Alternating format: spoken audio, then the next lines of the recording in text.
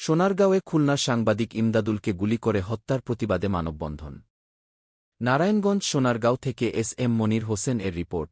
খুলনার সাংবাদিক ইমদাদুল হক মিলনকে গুলি করে হত্যা, দেশের শীর্ষ গণমাধ্যম প্রথম আলো, ডেইলি স্টারের কার্যালয়ে হামলা, ভাঙচুর, লুটপাট ও অগ্নিসংযোগের প্রতিবাদে সোনারগাঁওয়ে সংবাদকর্মীদের মানববন্ধন অনুষ্ঠিত হয়েছে।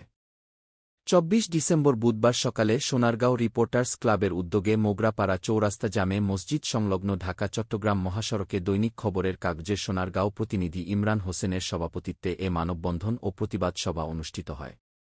এ সময় উপস্থিত ছিলেন সোনারগাঁও উপজেলার ইলেকট্রনিক ও প্রিন্ট মিডিয়ার সংবাদকর্মীরা। মানববন্ধনের শুরুতে দুর্বৃত্তদের গুলিতে নিহত ইমদাদুল হক মিলনের প্রতি শ্রদ্ধা রেখে ১ মিনিট নীরবতা পালন করা হয়। মানববন্ধন ও প্রতিবাদ কর্মসূচি চলাকালে বক্তব্য রাখেন দৈনিক যুগান্তর পত্রিকার স্টাফ রিপোর্টার আল আমিন তুষার, সোনারগাঁও রিপোর্টার্স ক্লাবের সাধারণ সম্পাদক ও দৈনিক জায়দিন পত্রিকার সোনারগাঁও প্রতিনিধি কামরুজ্জামান রানা, সোনারগাঁও প্রেসক্লাবের সাধারণ সম্পাদক ও দৈনিক মানবজমিন পত্রিকার সোনারগাঁও প্রতিনিধি আবু বকর সিদ্দিক, দৈনিক সমকাল পত্রিকার সোনারগাঁও প্রতিনিধি শাহাদাত হোসেন রতন, দৈনিক আমাদের সময় পত্রিকার সোনারগাঁও প্রতিনিধি মিজানুর রহমান, দৈনিক কালের কণ্ঠ পত্রিকার আঞ্চলিক প্রতিনিধি মনিরুজ জামান মনির, রবিউল হোসেন, মোকারম মামুন, ফারুক, মশিউরসহ আরও অন্যান্য সংবাদকর্মীরা। এ সময় বক্তারা বলেন, ইনকলাব মঞ্চের মুখপাত্র শরীফ ওসমান আল হাদিকে পরিকল্পিতভাবে হত্যা করা হয়েছে। হত্যার সঙ্গে জড়িতদের চিহ্নিত করে অবিলম্বে গ্রেফতার করতে হবে। জুলাই আন্দোলনে প্রথম আলো প্রশংসনীয় ভূমিকা পালন করেছিল। শেখ হাসিনার সরকার প্রথম আলোকে সরকারি দপ্তরে নিষিদ্ধ করেছিল।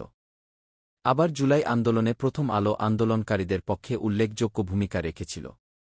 এরপরও একটি উগ্রগোষ্ঠী দেশকে অস্থিতিশীল করার উদ্দেশ্যে অরাজকতা সৃষ্টি করে। হাদির মৃত্যুর পর প্রথম আলো ও ডেইলি স্টার পত্রিকার কার্যালয়ে হামলা, ভাঙচুর ও লুটপাট শেষে অগ্নিসংযোগ করে। খুলনার ডুমুরিয়ার শুলুয়া প্রেসক্লাবের সভাপতি ইমদাদুল হক মিলনকে বৃহস্পতিবার রাতে একটি চায়ের দোকানে গুলি করে নির্মমভাবে হত্যা করেছে দুর্বৃত্তরা।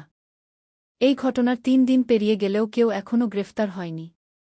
উপরন্তু ময়মনসিংহের ভালুকায় দীপু দাস নামে এক পোশাক শ্রমিককে ইসলাম ধর্মের অবমাননার মিথ্যা অপবাদ দিয়ে কারখানা থেকে ধরে এনে নৃশংস নির্যাতনের পর বিবস্ত্র করে গাছে ঝুলিয়ে পুড়িয়ে হত্যা করা হয়েছে, যা আন্তর্জাতিকভাবে বাংলাদেশের ভাবমূর্তিকে খাটো করছে।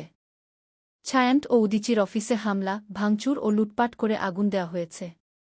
এসব ঘটনার দায় রাষ্ট্র এড়াতে পারে না। এ অবস্থা চলতে থাকলে দেশের মানুষের বাক স্বাধীনতা থাকবে না। তাই ঘটনাগুলোর সাথে জড়িতদের বিরুদ্ধে অবিলম্বে ব্যবস্থা নিতে হবে। এ সময় উপস্থিত ছিলেন দ্য ডেইলি ট্রিবিউনাল ও দৈনিক ভোরের সময় পত্রিকার সোনারগাঁও প্রতিনিধি এস এম মনির হোসেন, দৈনিক বাংলাদেশ প্রতিদিন পত্রিকার সোনারগাঁও প্রতিনিধি মাজহারুল ইসলাম, দৈনিক কাল বেলার সোনারগাঁও প্রতিনিধি রুবেল খান, দৈনিক নতুন সময় পত্রিকার সোনারগাঁও প্রতিনিধি তৌরব হোসেন, চ্যানেল এস এর নারায়ণগঞ্জ প্রতিনিধি হাবিবুর রহমান, নন্দিত টিভির নারায়ণগঞ্জ প্রতিনিধি নূর নবী জনি, রাজধানী টিভির সোনারগাঁও প্রতিনিধি নজরুল ইসলাম শুভ সহ অন্যান্য সংবাদকর্মীরা।